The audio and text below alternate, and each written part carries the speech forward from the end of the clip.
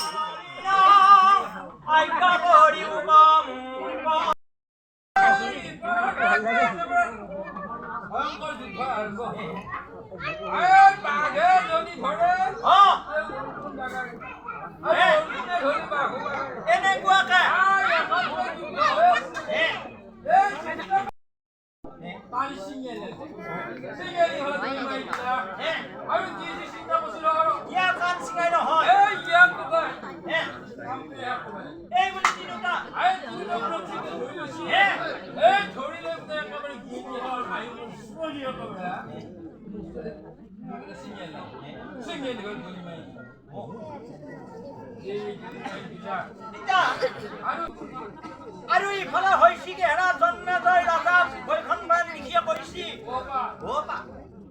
ঘটনা হলে ইফালে কি হ'ল বাৰু কৈ যাওঁ এই বাঘৰ জত্তাৰি চোৱা পৰি আছে দাদা পৰি থাকি আৰু লগতে কি হৈছি এই যেতিয়া বাঘক বস কৰি পুৰা একেবাৰে ৰঙালী বঙালী হৈ উঠি আছে তেতিয়া দুৰ্পতি পৰি থকা ডাঙৰ পে এতিয়া কৃষ্ণ কৃষ্ণ বুলি লগ মাৰি আছে আৰু লগত লগুৰ সহৰে কথা পাইছে এতিয়া দুৰ্পতি চাই দুৰ্পতিয়ে কৈছে প্ৰভু চাওঁ আপোনাৰ তেতিয়া কৈছে নাই দুৰ্পতি এই আমাৰ হোৱা নাই বাৰু তোমাৰ কিবা হৈছে সেই টিকিয়া ৰখে তোমাৰ মাজতে কিবা হৈছে কৰিলা নেকি কৈছে নাই প্ৰভুৰ ইচ্ছা স্বামী দেৱতা এতিয়া কৈছে বাৰু ঠিকে আছে এই তোমাৰ যদি ভালে আছা তেতিয়াহ'লে আমাৰ বাৰু হোৱা নাই কিন্তু এই যুদ্ধই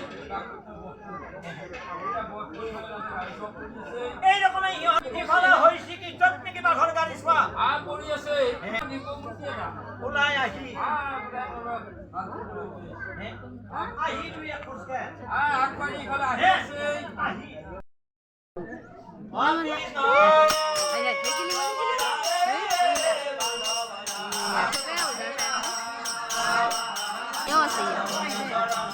Maksa di siya ko boleh.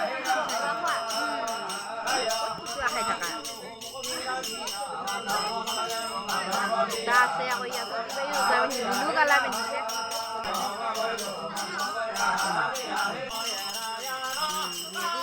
Giling-giling boleh siya dito.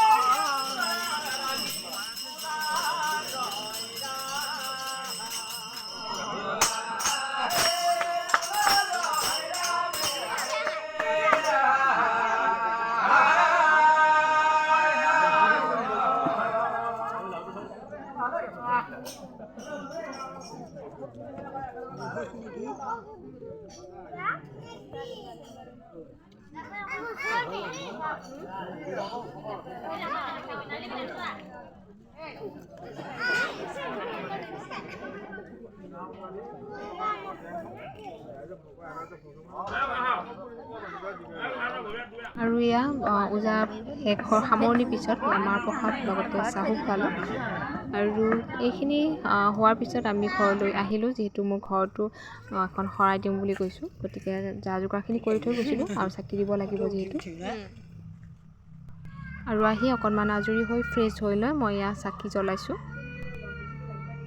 আৰু চাকি বন্তি দি আজৰি হৈ ৰাতিলৈ এয়া মই যিটো পুৰি আমাৰ খোৱা কথা আছে গতিকে মই সেই আটাখিনি অকণমান আগতীয়াকৈ মাৰি লৈছোঁ আৰু লগতে কুকাৰতে মই যিখিনি কাবুলি বুট তিয়াই ৰাখিছিলোঁ সেইখিনি অকণমান বইল হ'বলৈ দি দিছোঁ আৰু পনীৰখিনি অকণমান সৰু সৰুকৈ কাটি লৈছোঁ আৰু এইখিনি মই অকণমান ভাজি লৈছোঁ বেছি নাই ভজা অকণমান গোটেইখিনি ৰঙচুৱা হোৱালৈকে মই ভাজি লৈছোঁ কেঁচাই কেঁচাই মানে মোৰ ভাল নালাগে অকণমান এনেকৈ ভাজি ল'লে ভাল লাগে খাবলৈ আৰু গোটেইখিনি এনেকৈ অলপ অলপকৈ ভাজি লৈছোঁ কাৰণ একেলগে গোটেইখিনি ভাজিলে ভাঙি যোৱাৰ চান্স থাকে সেইকাৰণে এনেকৈ অলপ অলপ ভাজি লৈছোঁ আৰু পনীৰ ফ্ৰাই কৰি যিখিনি তেল ৰৈছে সেই তেলখিনিতে মই আৰু অকণমান তেল দি গৰম হ'বলৈ দিছোঁ আৰু এইপিনে এয়া কাবুলি বুট আলু ধুনীয়াকৈ সিজি গৈছে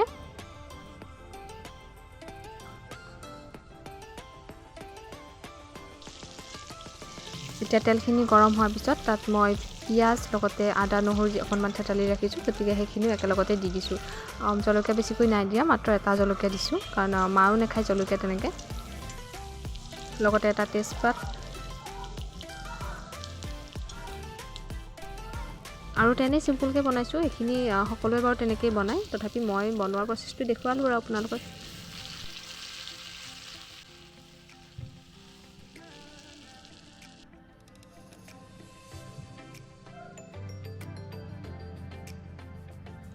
এয়া আদা নহৰু লগতে হালধি গোটেইখিনি মই তেলতে দি দিছোঁ একেবাৰে।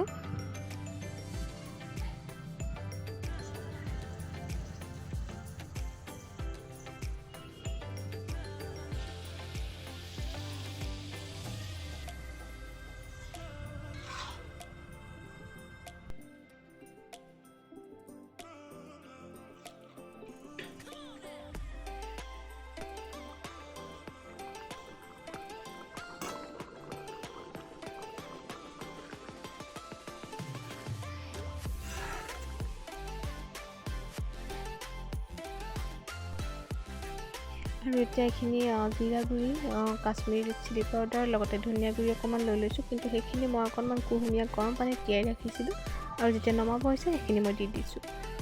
আৰু এইপিনে মই লুচি বেলি লৈছোঁ, সেইখিনি বনাই লওঁ একেবাৰে, যিহেতু এইখিনি পনীৰ চব্জিখিনি হৈ গৈছে ৰেডি। আৰু এফালে পনীৰ পুৰি চব্জি ৰেডি হোৱাৰ পিছত মই এইফালে বনাইছোঁ লুচিখিনি।